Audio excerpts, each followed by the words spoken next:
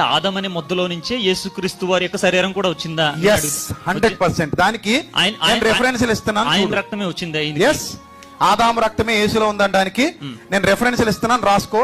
లేదు అనడానికి నాకు రెఫరెన్స్ రైట్. పరిశుద్ధాత్మ కొరకు ప్రభువు మాట్లాడుతూ ఉన్నారు. పరిశుద్ధాత్మ కొరకు ఈ సంవత్సరం అంతా పరిశుద్ధాత్మతో నింపబడాలని, పరిశుద్ధాత్మ శక్తిని పొందుకోవాలని, పరిశుద్ధాత్మ వరములతో నేను కాదు సంఘమంతా, సార్వత్రిక సంఘమంతా మనమంతా వాడబడాలని ప్రభు యొక్క ఉద్దేశము, ఆశయం ఉన్నది. హల్లెలూయా, హల్లెలూయా. దీంట్లో చాలా ప్రాముఖ్యమైనటువంటి ఒక విషయాన్ని ఈరోజు మీతో మాట్లాడడానికి, నాతో మాట్లాడడానికి ప్రభు ఇష్టపడుతున్నారు. యేసుక్రీస్తు వారి యొక్క రక్తము, యేసుక్రీస్తు వారి యొక్క శరీరము ఎలా వచ్చింది అనేది మనకు తెలిస్తే అసలు ఈ ఇప్పుడు లోకమంతా అది సబ్జెక్ట్ నడుస్తుంది. ఆదాము నుంచి వచ్చిందని ఒక పరిసయ్యులు శాస్త్రులు మాట్లాడుతుంటే, లేదు దేవుని దగ్గర నుంచే వచ్చింది, దేవునిలోంచి వచ్చిందని నేను మాట్లాడుతున్నాను. హల్లెలూయా, హల్లెలూయా. ఇది ఎందుకు వచ్చిందా అని నాకు ఆలోచన చేసినప్పుడు, దేవుని యొక్క జ్ఞానము సముద్రములాగా ఈ భూమంతా విస్తరించాలంట. హల్లెలూయా. రాలేదనుకోండి, వ్యతిరేకత రాలేదనుకోండి, మనం దీని కొరకు రీసెర్చ్ చేయం, దీని కొరకు ప్రభువుని అడగం, పరిశుద్ధాత్మని అడగం. హల్లెలూయా. ఇప్పుడు అడుగుతున్నాం ప్రభువుని, ప్రభువా ఎలా వచ్చి ఉంటుంది? పరిశుద్ధాత్మ ద్వారానే వచ్చింది, కానీ ఎలా జరిగింది, ఏం జరిగింది, ఏమై ఉన్నది? హల్లెలూయా. లూకాసు వార్త 8వ అధ్యాయము 11వ వచనం, కొన్ని విషయాలు నేర్చుకోవడానికి ప్రయత్నం చేద్దాం. లూకాసు వార్త 8వ అధ్యాయము 11వ వచనం.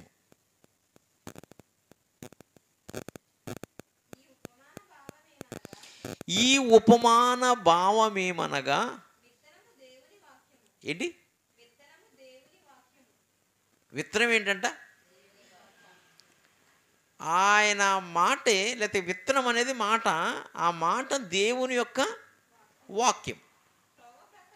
అవసరం లేదు. విత్తనం ఏంటంట? దేవుని వాక్యం. 2వ యోహాను 1వ అధ్యాయము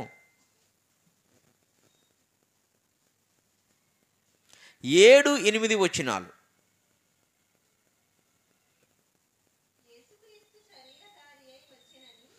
యేసుక్రీస్తు శరీరధారి అయి వచ్చెనని ఒప్పుకొనని వంచకులు, అట్టివాడే వంచకుడును క్రీస్తు విరోధి అయి ఉన్నాడు. మేము మీ మధ్యను నెరవేర్చిన కార్యమును చెడగొట్టక మీరు పూర్ణ ఫలము పొందినట్లు జాగ్రత్తగా చూచుకొనుడి. హల్లెలూయా. యేసుక్రీస్తు శరీరధారి అయి వచ్చెనని ఒప్పుకొనని, ఏమొచ్చింది యేసుక్రీస్తుకి? శరీరం ఉందంట. ఆ శరీరము ఎవరి నుంచి వచ్చిందని ఒప్పుకుంటుంది? దేవుని దగ్గర నుంచి వచ్చిందని ఒప్పుకోవాలి. యేసుక్రీస్తు శరీరధారి అయి వచ్చిన శరీరం కరెక్టే కదా, ఆదాం శరీరం నుంచి వచ్చాడు కదా అని ఒప్పుకుంటున్నాం కదా. అది కాదు, యేసుక్రీస్తు శరీరధారి అయి వచ్చిన ఎక్కడి నుంచి వచ్చానంటే పరలోకంలో ఉన్న దేవుడి దగ్గర నుంచి వచ్చానని ఒప్పుకోవాలి. ఆదాము నుంచి ఒప్పుకోవడంలో పెద్ద విశేషమేముంది? మరి నుంచి వచ్చింది ఆ శరీరం అని చెప్పుకోవడంలో పెద్ద విశేషమేముంది? తల్లి నుంచి శరీరం ఎలా వస్తుంది కదా, దాన్ని ఒప్పుకోవడం ఎందుకు మరలని? మీకే అర్థమవుతుంది అన్నమాట. ప్రతి తల్లిదండ్రుల నుంచి మన శరీరం వస్తుంది, ప్రతి తల్లిదండ్రుల నుంచి మన శరీరం ఖచ్చితంగా వస్తుంది. కానీ మన తల్లిదండ్రుల నుంచి మన శరీరం వచ్చిందని ఒప్పుకోవడంలో గొప్పమేముంది? అలా ఒప్పుకోవాల్సిన అవసరం ఉంది. అది సృష్టి ధర్మము, క్రమము కదా. మరి ఏం ఒప్పుకోవాలి ఇక్కడ? పరలోకంలో దేవుని యొక్క దగ్గర నుంచి ఈ శరీరం వచ్చిందని ఒప్పుకోవాలి. అది అందుకు అలా ఒప్పుకోకపోతే వాడు వంచకుడు, క్రీస్తు విరోధి అంట. ఇప్పుడు క్రీస్తు విరోధులు ఏం ఒప్పుకోవట్లేదు? దేవుని దగ్గర నుంచి శరీరం వచ్చింది, దేవుని దగ్గర. ఈ ట్విస్ట్ ఇక్కడ ఓపెన్ చేశారు ప్రభు పరిశుద్ధాత్మ దేవుడు. అసలు ఎలా చెప్పాలది నాకు అర్థం కాలే. నాకు నిజం చెప్తున్నా, పరిశుద్ధాత్మ సాక్షి చెప్తున్నాను. ఏంటి ప్రభు, యేసుక్రీస్తు శరీరధారే వచ్చినని ఒప్పుకొని ప్రతి వాడు క్రీస్తు విరోధి అన్నా. అలా ఒప్పుకుంటున్నారు కదా. మరి శరీరం లోకంలో నుంచి వచ్చావని, మరీ శరీరంలో నుంచి వచ్చావని ఆదాం సరే కాదురా. అలా అంటే అందరూ వస్తారు కదా. నువ్వు రాలేదా, నేను రాలేదు, దాన్ని ఒప్పుకోవడమే ఉంది, అది ధర్మం. విత్తనము దాని శరీరాన్ని ఇవ్వదా? అందుకని విత్తనం వాక్యం అన్నాం కదా, ఆ వాక్యం ఏంటో మీకు వివరిస్తాను. ఆ విత్తనం ఎలాగా శరీరం వచ్చిందో కూడా వివరిస్తాను. అది ఒప్పుకోవడం కాదు, ఆ శరీరము నాదని ఒప్పుకోవాలి, దేవునిదని ఒప్పుకోవాలి. హల్లెలూయా. ఆ రక్తము దేవునిదని ఒప్పుకోవాలి. హల్లెలూయా. అలా ఒప్పుకోకపోతే వాడు క్రీస్తు విరోధి. అది ఇక్కడ చెప్తున్న పాయింట్. నేను అర్థమైందో లేదో మళ్ళీ చెప్తా, నో ప్రాబ్లం. ఇంకా అదే వచనాన్ని 1 యోహాను 4వ అధ్యాయము 2వ వచనంలో కూడా రాశాడు. ఈ యోహాన్ గారే రాశారు ఇవన్నీని. 1 యోహాను 4వ అధ్యాయము 2వ వచనం, యేసుక్రీస్తు శరీరధారి అయి వచ్చినని. అక్కడేమో ఒప్పుకోనే వాళ్ళ కోసం రాశాడు. ఏ ఆత్మ ఒప్పుకొనునో అది దేవుని సంబంధమైనది. ఈ యేసుక్రీస్తు శరీరధారి అయి వచ్చాడు. ఆ శరీరం ఎక్కడి నుంచి వచ్చిందని ఒప్పుకోవాలి. ఇప్పుడు మనం దేవుని దగ్గర నుంచి వచ్చిందని ఒప్పుకోవాలి. లేకపోతే భార్య భర్తలు కలిశారు, ప్రెగ్నెంట్ వచ్చింది, ఆ గర్భంలోకి ఎవరి శరీరం వస్తుంది? తల్లిదో తండ్రిదో ఎవరిదో కూడా వస్తుంది. దాంట్లో పెద్ద విశేషం ఉంది సార్. అందరికీ అదే శరీరం వస్తుంది కదా. కానీ ఇక్కడ ఈ శరీరం కోసం అది మాట్లాడట్లేదు. సృష్టికి విరుద్ధంగా మాట్లాడుతున్నాడు దేవుడు. విరుద్ధంగా మాట్లాడుతున్నాడు.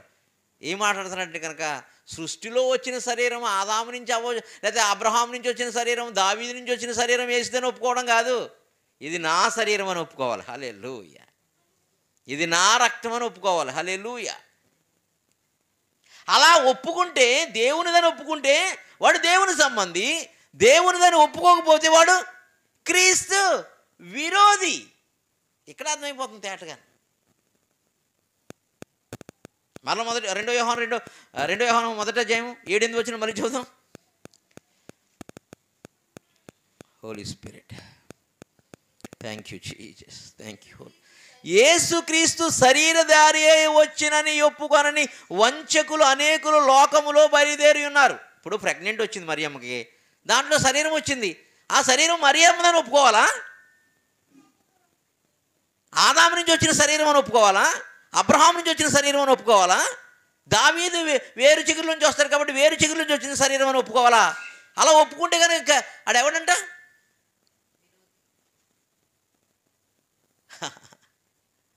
క్రీస్తు విరోధి.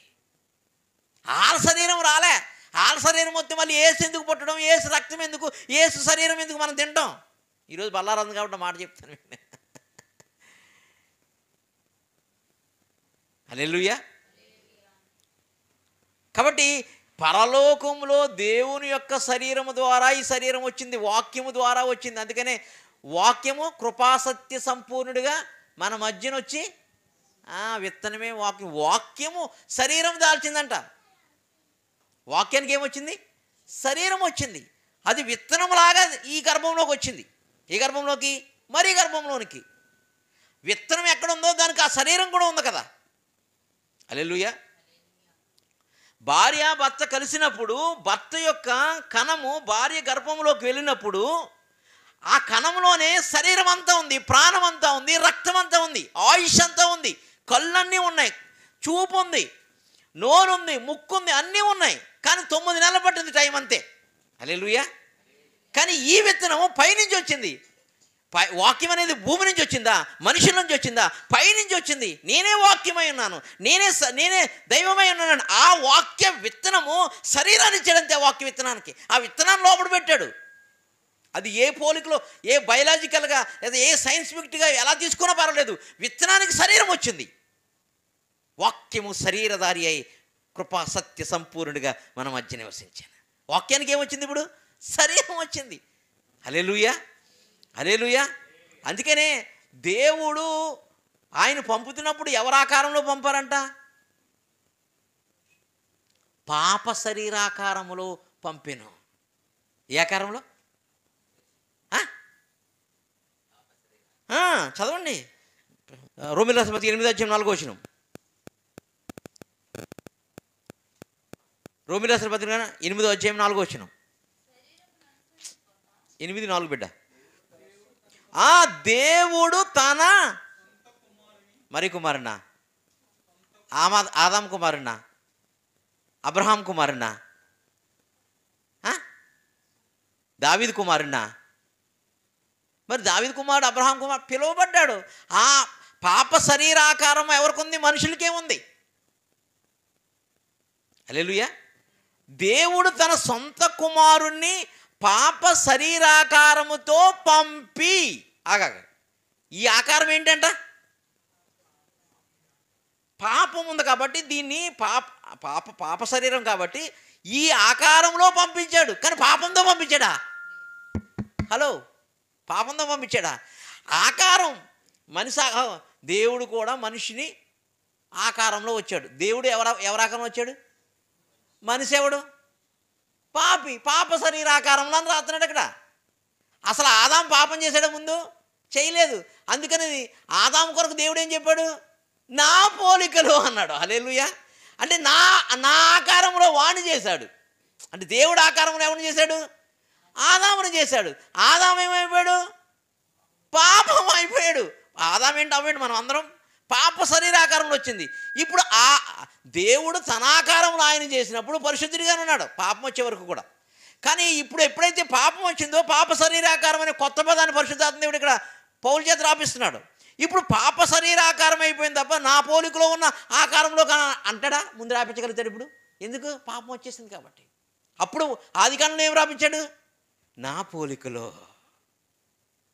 ఆయన ఎలా ఉన్నాడు? ఈయన అలా ఉన్నాడు. ఆయన పరిశుద్ధుడిగా ఉన్నాడు, ఈయన కూడా పరిశుద్ధుడిగా ఉన్నాడు. అందుకని కదా మీరు పరిశుద్ధులే ఉండి నేను పరిశుద్ధులై ఉన్నాను. పరిశుద్ధులు మాత్రం పరలోక రాజ్యాన్ని చేరుకుంటారు. ఆ పరిశుద్ధులు చేరుకోవడానికే పరిశుద్ధాత్మని ఇచ్చాడు. ఆ పరిశుద్ధాత్మే ఈరోజున ఆ వాక్యం, ఆ రక్తం యొక్క విశేషాలను మనకు బోధిస్తూ ఉంది, మర్మమైనటువంటి వాటిని. కాబట్టి దేవుడు తన పోలికలో చేశాడు. అంటే ఆయన ఎలా ఉన్నాడో ఇమేజ్ ఆఫ్ గాడ్ అని రాయబడింది ఇంగ్లీష్లో ఆదికాండంలో. ఇప్పుడు పాపం యొక్క ఆకారంలో దేవుడు వస్తున్నాడు, కానీ పాపం కాదు, దాంట్లో ఆకారం అంతే. ఇప్పుడు బంగారం ఉందండి, ఒక డిజైన్ చేస్తారు, దాన్ని డూప్లికేట్ చేయరా? ఎన్ని పనిముట్లు డూప్లికేట్లు ఉండవా? ఒరిజినల్ అది, ఇది డూప్లికేట్. హల్లెలూయా. అసలు సృష్టిలో ఏ ఆకారంలో దేవునికి ఒక ఆకారం ఉంది. ఆ ఆకారం ఎలా ఉందంటే నీ ఆకారం నా ఆకారంలో ఉందని చెప్తున్నాడు. ఈ ఆకారం ఏమైపోయిందంటే పాపాకారం అయిపోయింది అన్నాడు. ఈ పాపాకారంలోనికి దేవుడు ప్రవేశిస్తున్నాడు, పాపముగా కాదు. అందుకని దేవుడు తన సొంత కుమారుణ్ణి అన్నాడు. సొంత అంటే ఆయనే. హల్లెలూయా, హల్లెలూయా, హల్లెలూయా. కాబట్టి ఆకారంలో వస్తున్నాడు, కానీ ఆయనలో మాత్రము పాపము లేదు, ఉండదు. ఎందుకు ఉంటుంది? పైనుంచి వచ్చింది, అది భూమి నుంచి వచ్చిన తల్లిదండ్రుల నుంచి వచ్చింది అయితే పాపం ఉంటుంది. ఆ భూమిలోంచి తల్లిదండ్రుల నుంచి వచ్చినటువంటి శరీరంలో అయితే పాపం ఉంటుంది, ఆ రక్తంలో కూడా పాపం ఉంటుంది. కానీ ఇది పరలోకం నుంచి వచ్చింది. హల్లెలూయా. అందుకని వచ్చెను అనే పదాన్ని పరిశుద్ధాత్మ దేవుడు అక్కడ రాస్తూ ఉన్నారు. చూడండి, కాబట్టి యేసుక్రీస్తు శరీరధారియే వచ్చినని ఒప్పుకొనని వంచుకులు అనేక లోకంలో బయలుదేరి ఉన్నారు. ఇప్పుడు ఎక్కడి నుంచి వచ్చింది శరీరం అని ఒప్పుకోవాలి మనం? వాక్యమే విత్తనం కదా, వాక్యానికి శరీరము వచ్చిందంట. వాక్యము కృపాసత్య స్వరూపమై మన మధ్యన నివసించింది. వాక్యానికి శరీరం వచ్చింది. చూడండి, కొరింథీయులు 15వ అధ్యాయం. నీవు విత్తును దానిని చూడగా, ఇక్కడ విత్తనం ఏమనుకున్నాం ఇందాక మనం? అనుకోవడం కాదు, వాక్యం ఏమంటుంది? విత్తనము దేవుని వాక్యము. ఇక్కడ లోకాసువార్త 8వ అధ్యాయం 11వ వచనం విత్తువాను ఉపమానంలో. హల్లెలూయా.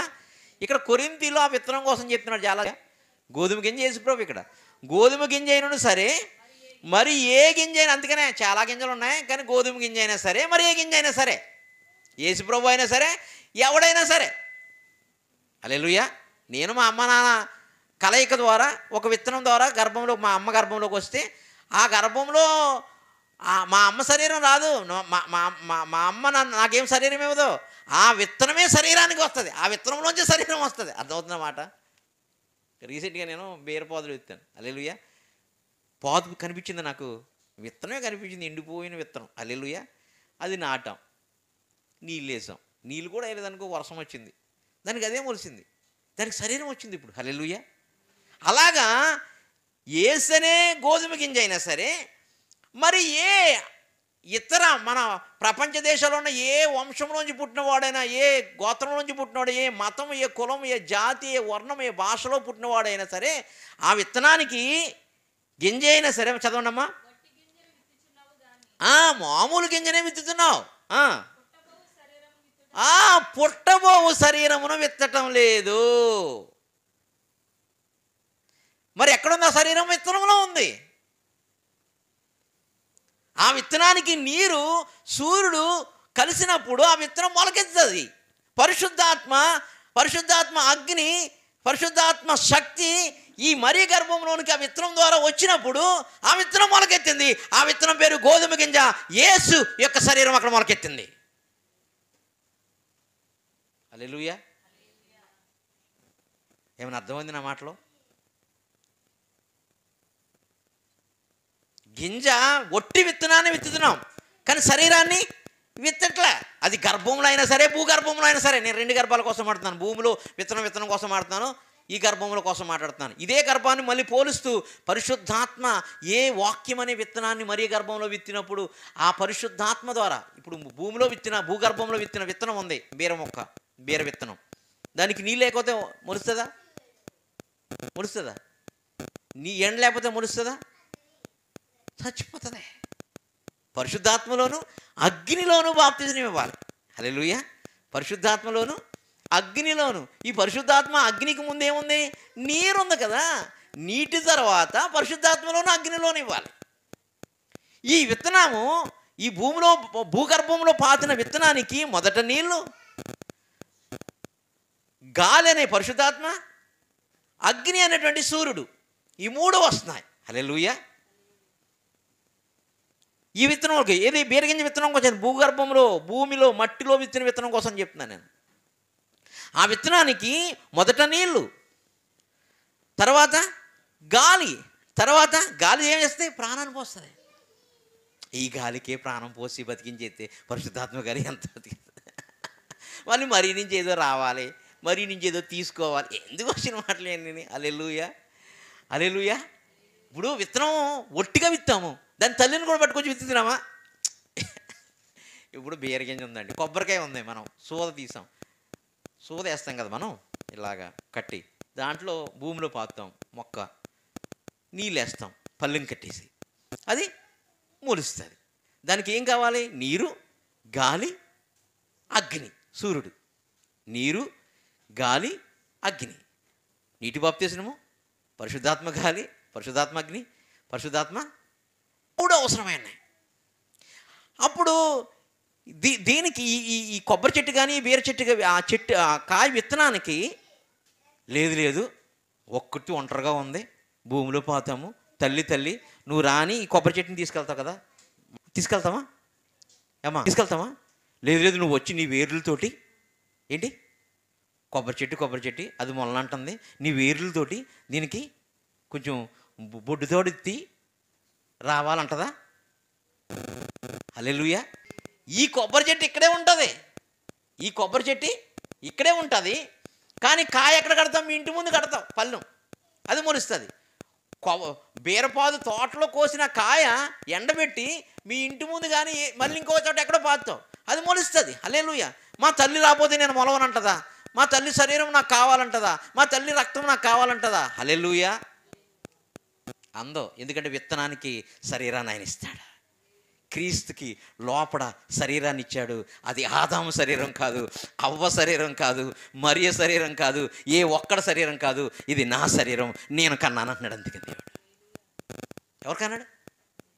ఇట్లా వస్తం వల్ల కూడా మంచిదే, ప్రత్యక్షత ఇంకా లోపలికి వెళ్తూ ఉంటుంది. హల్లెలూయా. మీకు అర్థమవుతుందా? అందుకని యేసుక్రీస్తు శరీరధారి అయి వచ్చానని ఒప్పుకోనని, ఏ శరీరధారి అయి వచ్చానని ఇప్పుడు అర్థమవుతుంది మీకు. ఆయన ఎక్కడి నుంచి వచ్చాడో ఆ విత్తనము, ఆ శరీరము, భూ సంబంధమైంది ఆ విత్తనము. యేసుక్రీస్తు వాక్యము కృపాసత్య సంపూర్ణుడిగా మన మధ్యన వచ్చి ప్రతి దగ్గర కూడా వచ్చి కృపాసత్య సంపూర్ణుడిగా మన మధ్య వచ్చి నివసించాను. అక్కడి నుంచి వచ్చింది ఆ విత్తనం. ఎక్కడికి వచ్చింది? మరీ గర్భంలోకి వచ్చింది. మరీ గర్భంలోకి ఎవరు తీసుకొచ్చారు? పరిశుద్ధాత్మ తీసుకొచ్చింది. పరిశుద్ధాత్మ తీసుకొచ్చినప్పుడు పరిశుద్ధాత్మ అని అందుకనే మనలాగా వాక్యాన్ని మీరాడా? బాప్తిజం తీసుకున్నాడా? ఆయనకు అవసరమా? నీటిలో నానబెట్టబడిన విత్తనం. తర్వాత ఒడ్డుకొచ్చి పరిశుద్ధాత్మలోను అగ్నిలోనూ బాప్తిజం పొందాడు. యోహాను కూడా స్టేట్మెంట్ ఇస్తున్నాడు కదా, నా వెనక వచ్చేవాడు నాకన్నా శక్తివంతం, ఆయన చెప్పులు వారు ఇప్పటికైనా నేను పాత్రుడిని కాను. ఆయన ఏందేంటి ఇస్తాడంట? పరిశుద్ధాత్మలోను అగ్నిలోని ఇస్తాను, నేను మాత్రం నీటిలోని ఇస్తున్నాను రా అన్నాడు. హల్లెలూయా, హల్లెలూయా. కాబట్టి మరియ గర్భములోనికి వచ్చిన వాక్యం అనే విత్తనముకు శరీరము ఒట్టిదే విత్తాము. పరిశుద్ధాత్మ గాలి, పరిశుద్ధాత్మ అగ్ని, పరిశుద్ధాత్మ నీళ్ళు శరీరాన్ని ఇచ్చినాయి. ఈ భూమిలో విత్తిన విత్తనానికి వట్టి గింజే విత్తాము, కానీ నివ్వేసిన నీళ్ళు, ఈ ప్రకృతి ఇస్తున్న గాలు, ఆ సూర్యుని యొక్క అగ్ని, పరిశుద్ధాత్మ అగ్నికి ఉన్నటువంటి సూర్యుని యొక్క కిరణాల ద్వారా దానికి కొత్త శరీరం వచ్చింది. హల్లెలూయా, హల్లెలూయా, హల్లెలూయా. ఈ విత్తనం ఎక్కడి నుంచి వచ్చిందయ్యా? ఈ కొబ్బరి చెట్టు నుంచి వచ్చింది. ఆ కొబ్బరి చెట్టుని మా వంశవాళ్ళు అనుకుందాం, మా వంశావళి నుంచి వచ్చిన ఏ విత్తనమైనా కూడా ఆ కొబ్బరి చెట్టుకి ఏ పోలికలు ఉన్నాయో, ఆ కొబ్బరి చెట్టుకి ఏ స్వరూపం ఉందో, ఆ కొబ్బరి చెట్టు యొక్క లక్షణాలు ఏంటో అదే లక్షణాలు నాకు వచ్చినాయి. కానీ ఈయన పైనుంచి వచ్చిన ఆహారమైనాడు. పైనుంచి వచ్చింది వాక్యము, పైనుంచి వచ్చిన వాడు ఈయన, పైనుంచినటువంటి ఆ తండ్రిలోంచి వచ్చినాడు కాబట్టి ఆ తండ్రి లక్షణాలే ఉన్నాయి, ఆ తండ్రి స్వభావం ఉంది, ఆ తండ్రి యొక్క గుణాలే ఉన్నాయి. అందుకని ఆయన గుణాతిశయములను మనం ప్రచురం చేయదమంట. ఎందుకు ప్రచురం చేయాలి? మనం చేసుకోకూడదండి. హల్లెలూయా, హల్లెలూయా. చూడండి మరలా చదవమ్మది. నీవు విత్తును దానిని చూడగా యేసు ప్రభు శరీరమైనా సరే, మరి ఈ భూలోకంలో ఏ శరీరమైనా సరే, పౌలు ప్రత్యక్షతలు అర్థమైపోయినాయి మీకు? పౌలు ప్రత్యక్షతలు అర్థమైపోతాయా? ఏం అర్థమవు? పరిశుద్ధాత్మ తప్ప సహాయం చేస్తే తప్ప ఎవడికి అర్థం కావు. ఇక్కడ అదే రాస్తున్నాడు, గోధుమ గింజ అంటే యేసుక్రీస్తు వారి యొక్క శరీరము. మరి ఏ శరీరం అంటే ఈ లోకంలో ఉన్న ఎవడ శరీరమైనా సరే వట్టి గింజనే విత్తుచున్నావు కానీ అక్కడ ప్రభు నీ బహుమానాన్ని డిక్లేర్ చేస్తారు. బోళ్ళు సార్లు భార్య భర్తలు శారీరకంగా దగ్గరగా ఉంటారు, పిల్లలు పుడతారా? పుట్టరు. దేవుడు ఎప్పుడు డిసైడ్ చేస్తాడో అప్పుడు ఇస్తాడు. పాప శరీరంలోంచి వచ్చింది పాపమే ఎప్పుడును, కానీ దేవుని యొక్క దగ్గర శరీరం నుంచి వచ్చింది ఎప్పుడు కూడా పరిశుద్ధమైనది. అందుకనే ఆయన పరిశుద్ధమైన రక్తము బల్ల యొద్దకి మనం వస్తున్నాం. హల్లెలూయా. చదవండి అమ్మా. వట్టి గింజనే విత్తుచున్నాము కానీ పుట్టబోవు శరీరమును విత్తుట లేదు. కాబట్టి ఆయన శరీరం ఎక్కడి నుంచి వచ్చిందని ఇప్పుడు అర్థమైంది అనుకుంటున్నాను అందరికీ, సార్వత్రిక సంఘానికి, మనకు కూడా. హల్లెలూయా. అయితే దేవుడు తన చిత్త ప్రకారం నీ విత్తిన దానికి శరీరం ఇచ్చును, తన చిత్త ప్రకారము. అందుకని కొందరు రక్షణ పొందారు ఇప్పటికి. హల్లెలూయా. కానీ దేవుడు తన చిత్త ప్రకారం, తన సంకల్పంలో ఉన్న, తన కొరకు పిలువబడిన వారిని, ముందుగా ఎరిగిన వారిని అంటాడు. హల్లెలూయా. ఆయన ఏర్పాటు చేసుకుంటాడు. ముందుగా ఎరిగిన వారిని ఆయన ఏర్పాటు చేసుకుంటాడు. తన చిత్త ప్రకారము నీవు విత్తిన దానికి శరీరం ఇచ్చును. ఏది? భూఫలం. నువ్వు ఏ పంట విత్తితే దానికి శరీరాన్ని ఇస్తాడు. ఆ వట్టి విత్తనాన్ని దానికి శరీరం ఇస్తాడు, తన చిత్తం చొప్పున ఇస్తాడు. అందుకని అన్ని పండుతాయా? అన్ని పండితే కనుక 30 అంతలు 60 అంతలు 100 అంతలు ఎందుకు? హల్లెలూయా. అన్ని 100% క్రాప్ రాయాలి కదా. అలాగే ఈ గర్భఫలం సంబంధించింది అయినా సరే మనం అనుకుంటే గర్భఫలం వస్తుందా? అందుకని నేను ఎప్పుడు ఇవ్వాలనుకుంటున్నాను, అందుకని నా బహుమానం అంటాడు ఆయన. హల్లెలూయా. ఇది నా బహుమానం, నా చిత్త ప్రకారం ఇస్తున్న బహుమానం. హల్లెలూయా.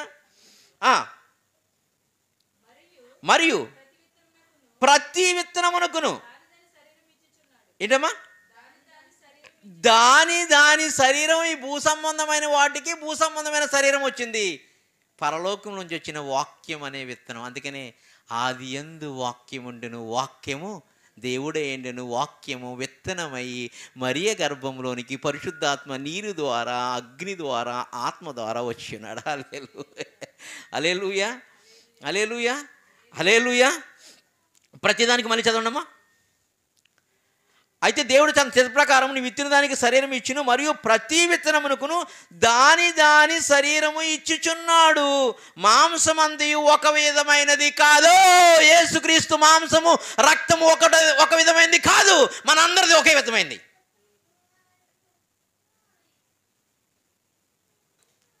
ప్రతిదానికి శరీరాన్ని మాంసాన్ని ఇస్తున్నాడు, కానీ ప్రతి మాంసం ఒక విధమైనది కాదు.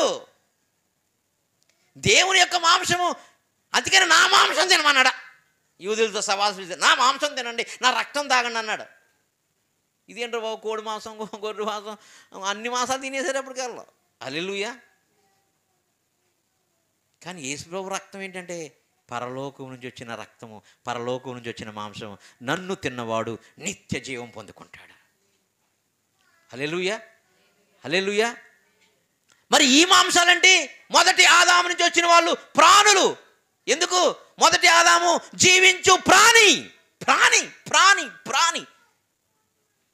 మరి దేవుని పోలికలో చేశాం కదండి. ముందు ప్రాణి ఎందుకు అయిపోయాడండి? పాపం చేసి పరిశుద్ధాత్మను పోగొట్టుకున్నాడండి. హల్లెలూయా. కడపటి ఆదాము జీవింపచేయు ఆత్మ, ప్రాణిక దీని ఆత్మ. ఈ మాంసం వేరే. అందుకని యూదులందరికీ చెప్తున్నా, నా మాంసం తినండిరా. ఏలనుకుంటున్నారా? గొర్రెల మాంసం అన్నీ తినేసాం, ఈ మాంసం తింటామండి. అవి పచ్చి మాంసం ఎలా తినాలనుకుంటున్నారు కొంతమంది. హల్లెలూయా. నేను మాంసాలు, దేవుని మాంసం వేరు, మన మాంసం వేరు. పౌలు క్లారిటీ ఇచ్చేస్తున్నాడు అన్నీని. పౌలు అన్ని క్లారిటీ, ఇంకా లోతుగా వెళ్ళొచ్చు మనం. కాబట్టి నీ మాంసం వేరు, నా మాంసం వేరు. ఇప్పుడు అనుకుంటారు కదా, మా బ్లడ్ వేరు అని. టీవీ 9లో డిబేట్లు వచ్చింది తెలుసా? మా బ్లడ్ వేరు, మా వంశం వేరు అని వచ్చినాయి. చూసారా ఎప్పుడన్నా? హల్లెలూయా. కానీ ఈయన ఏమంటాడంటే, మీ మాంసాలన్నీ భూమి నుంచి వచ్చిన మాంసాలు రా, నా మాంసం పరలోకం నుంచి వచ్చింది. మీ శరీరాలన్నీ భూమి నుంచి వచ్చినాయిరా, నా శరీరం. మరి ఎందుకు ఆకారమా? మరి ఆదాము గోత్రం నుంచి వస్తాను, అబ్రహాము గోత్రం నుంచి వస్తాను, లేకపోతే కనుక దావీదు వేరు చిగురు ఏంటన్నా, దావీదు గోత్రం నుంచి పుడతానన్నా. నన్ను మిమ్మల్ని తయారు చేసినప్పుడు నా పోలికలో తయారు చేశాను. మీ పాపములన్నింటినీ శిక్ష విధించుకోవడం కొరకు పాప శరీరాకారాన్ని ధరించాను. హల్లెలూయా.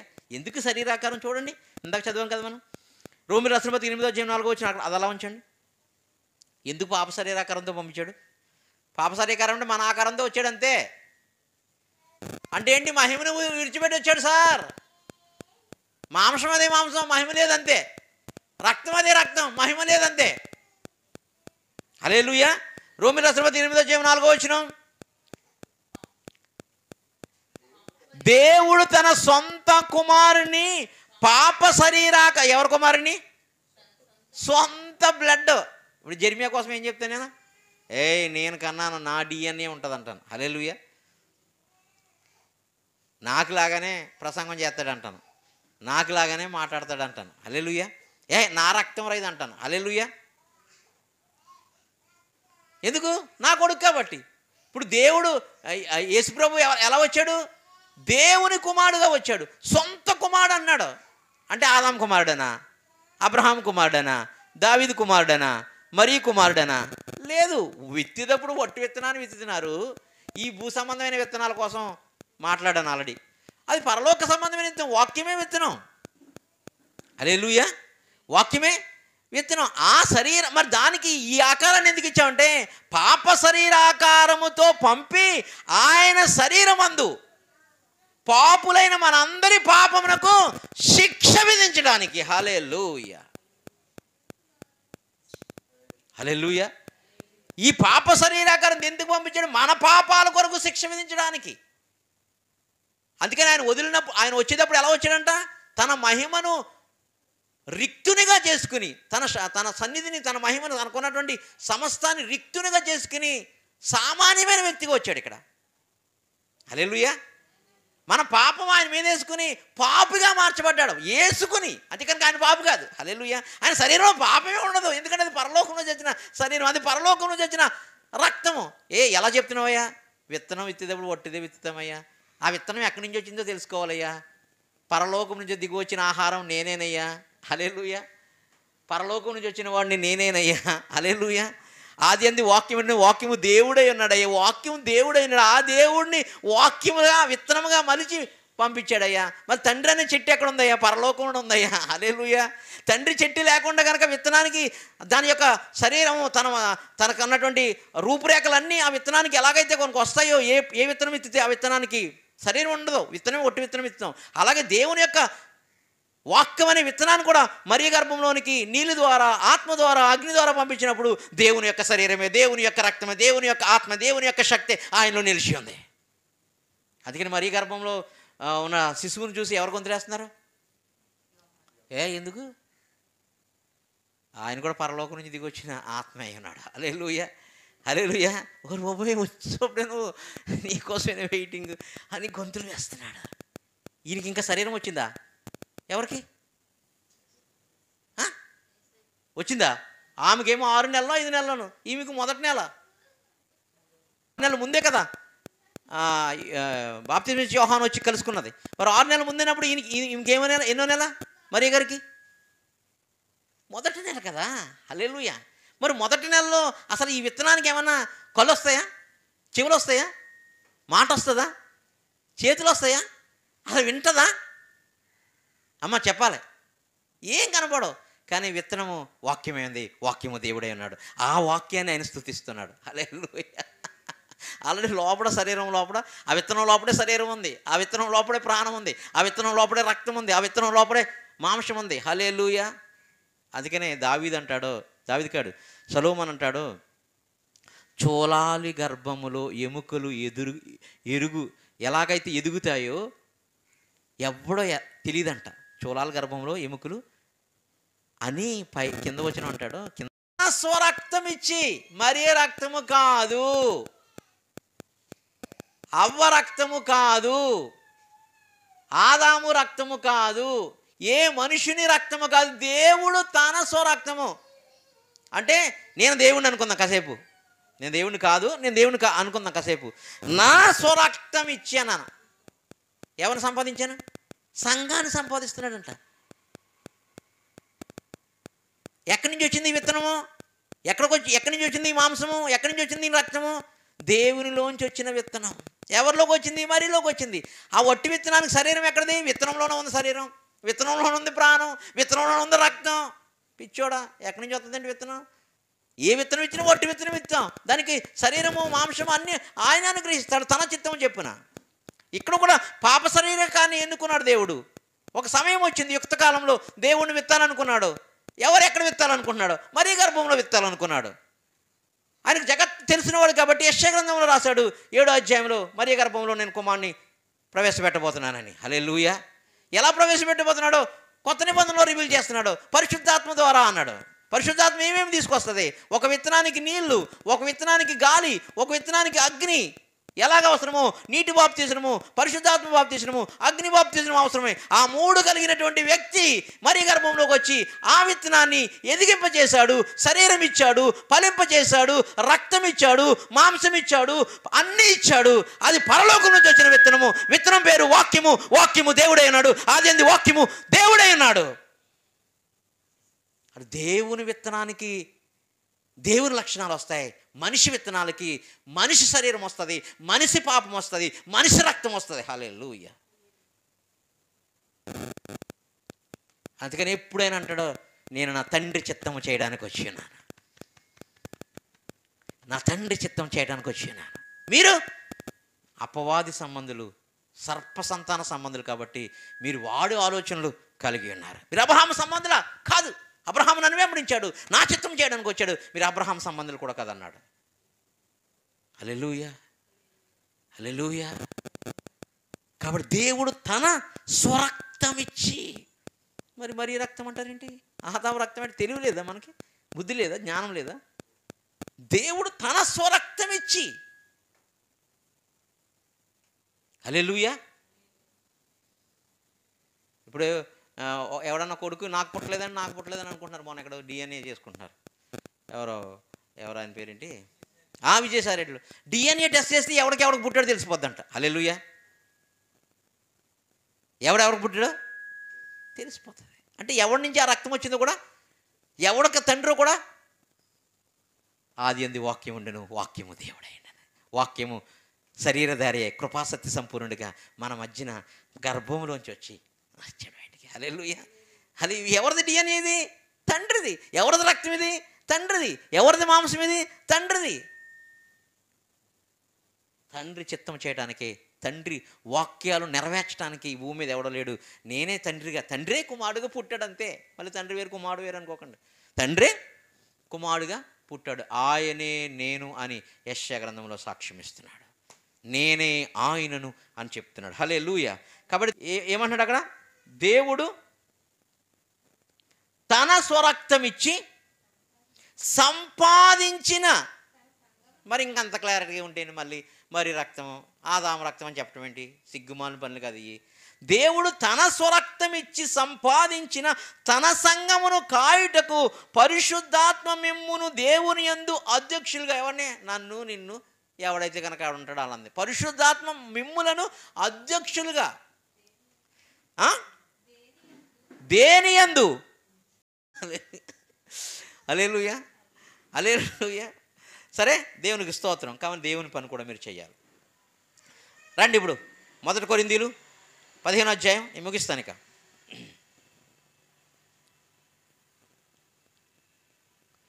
38 నుంచి చదువుదాం. అయితే దేవుడు తన చిత్త ప్రకారము నీ విత్తిన దానికి ఆ వాక్యానికి శరీరం వచ్చిందని చెప్తున్నాడు కదా. వాక్యము శరీరధారియే వచ్చిందని చెప్తున్నాడు లేదు మనకి. వాక్యం ఎక్కడి నుంచి వచ్చింది? పరలోకం నుంచి వచ్చింది. వాక్యం ఏమైంది? విత్తనమైంది. ఆ విత్తనానికి శరీరం ఇచ్చాడు. అది కృపాసత్య సంపూర్ణంగా మన మధ్య నివసించాడు. ఆయన పేరు నజరేయుడైన యేసు. ఆయన రక్తం పరలోక రక్తం, ఆయన మాంసం పరలోక మాంసం. పరలోక మాంసం అంటే ఆయన ఎక్కడి నుంచి వచ్చిందంటే ఆయన తండ్రి ఎవడో, ఆయన మాంసం అయింది. నువ్వు ఎవడకు పుట్టావురా? మీ అమ్మ నాలుగా నీ మాంసం, వాళ్ళ మాంసం వస్తుంది నీకు, వాళ్ళ రక్తం వస్తుంది నీకు, వాళ్ళ డిఎన్ఏ వస్తుంది నీకు. హల్లెలూయా. బీర చెట్టు దగ్గరికి వెళ్ళి, బీర మొక్క దగ్గరికి వెళ్ళి అడుగు, ఏమంటుంది? మా అమ్మ బాగా ఇరగబూసి కాసేదండి, నేను కూడా కాస్తానంటది. కొబ్బరి చెట్టు దగ్గరికి వెళ్ళాడండి, అవి పడిపోయిన కాలట్టుకు వచ్చి పళ్ళుని కట్టాడండి.